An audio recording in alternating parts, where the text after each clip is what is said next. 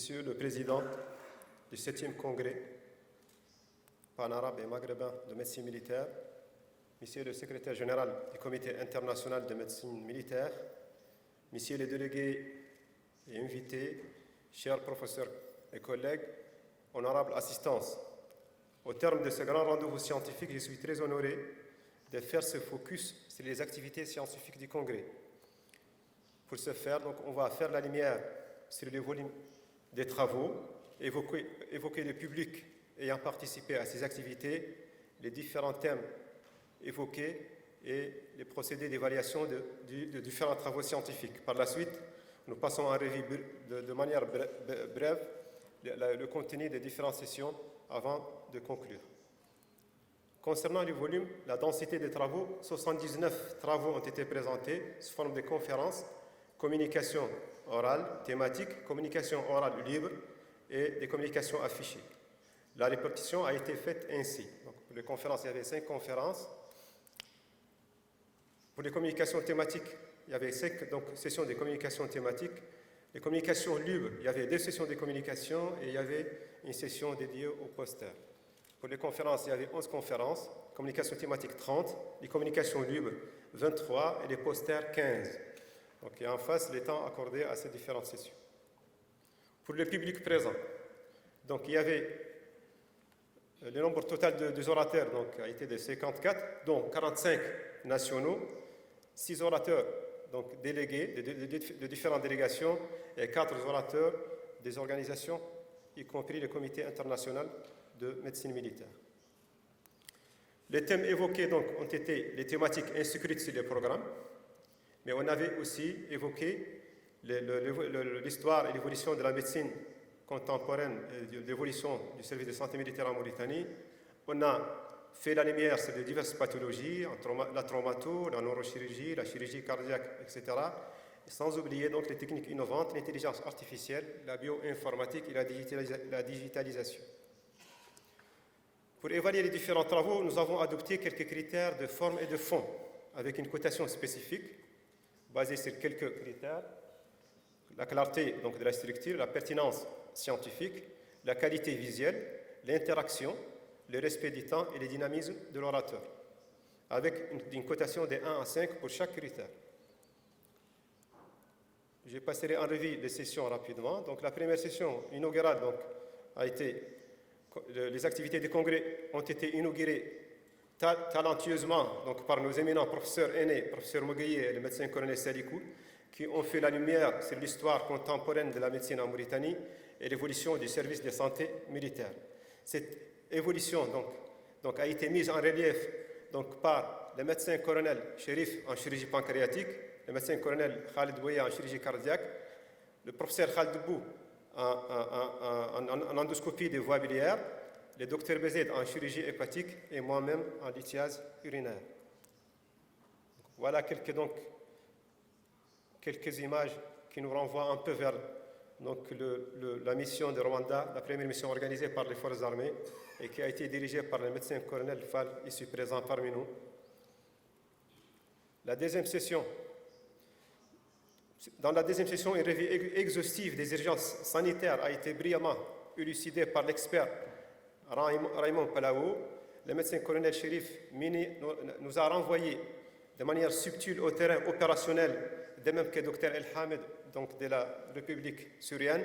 Les dangers de l'usage des drogues en milieu scolaire a été brillamment illustré par le médecin commandant Zahra. D'autres commissions riches sur les nouveaux outils numériques de médecine, la cybersécurité, la surveillance numérique, la digitalisation et l'épidémiosurveillance ont été présents par d'autres brillants orateurs.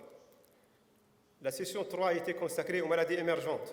Les messages clés du jour, c'était la nécessité d'adhérer au concept One Health, réitéré par les éminents experts, M. Bougadour, le docteur Boubou Kamara et d'autres communications riches aussi ont été présentées sur la maladie émergente et réémergente dans notre pays, comme la rugéole, la bilharziose, l'idatidose et d'autres maladies émergentes. La fièvre de la vallée du Rift. Une brillante communication aussi a été présentée. C'est la contribution de la bioinformatique dans la surveillance génomique des épidémies. La session 4 a été dédiée donc, au support médical donc, en opération extérieure. C'était une session également riche en conférences et communications d'un grand niveau. Le général Lathaïlad nous a donc éclairé sur la technique salvatrice de transfusion de sang totale en situation d'exception. Le médecin-colonel Khatib nous a plongé dans le cœur de la chirurgie de guerre à travers 2 brillantes conférences sur le nouveau concept de la guerre et sur les dommages contrôle en situation d'exception.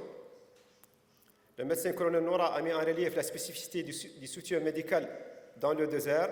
D'autres brillantes communications ont été rapportées. Ici, on voit un tout petit peu les scanners, ce que je peux appeler les scanners du désert ou de terrain, de demain présentés par le médecin lieutenant-colonel Cheikh Houd. La session 5 d'aujourd'hui a été consacrée aux techniques innovantes, à savoir la chirurgie robotique, les traitements mini-invasifs, la chirurgie prothétique dans la dysfonction érectile, l'imagerie innovatrice et la traumatologie de pointe. C'était donc une session. D'autres communications libres ont été présentées sur des sessions spécifiques. La première session de communication libre a été riche et variée. Elle portait sur plusieurs types de pathologies, notamment en neurochirurgie, en chirurgie labiale, en chirurgie thyroïdienne, en traumatologie et en chirurgie stéréoscopique. La deuxième session de communication libre n'était pas moins intéressante. De belles communications sur la chirurgie cardiaque, la rééducation, les proctalgies aiguës et des explorations biologiques de pointe, ainsi que la dépendance aux benzodiazépines ont été présentées. Concernant donc la session hypostère, les communications affichées étaient également riches et variées. 15 uniquement ont été retenues. Ces travaux méritent une distinction particulière. Après avoir survolé les programmes, je pense que vous avez constaté avec moi la pertinence remarquable qu'a pu atteindre ce programme. Toutes les conférences étaient d'une grande valeur et seraient potentiellement candidates à être publiées sur la prestigieuse revue du Comité international de médecine militaire. Même constat pour les communications orales. Je pourrais vous dire, au nom de membres du comité scientifique et modérateurs, que les choix étaient presque une mission impossible.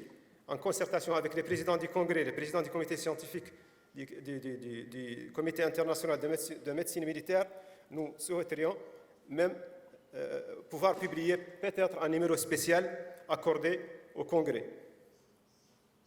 En somme, je pourrais dire que les orateurs de ce Congrès nous ont livré des joyeux produits scientifiques dans une adhésion exemplaire aux objectifs et thématiques du Congrès, avec une grande diversité qui a émaillé ces différents travaux pour répondre peut-être à la grande diversité de la Mauritanie. Je ne saurais terminer sans remercier tous les artisans de ce succès, en particulier notamment le directeur général du service de santé des forces armées et de sécurité, le secrétaire général du Comité international de médecine militaire et ses collaborateurs, l'OMS à travers ses experts, les représentants de l'Organisation mondiale de la santé animale, le directeur de l'hôpital militaire de Nouakchott, les différents orateurs de pays délégués et invités, le Maghreb, l'Espagne, la Syrie, les orateurs nationaux, les modérateurs et les comités scientifiques. Je vous remercie.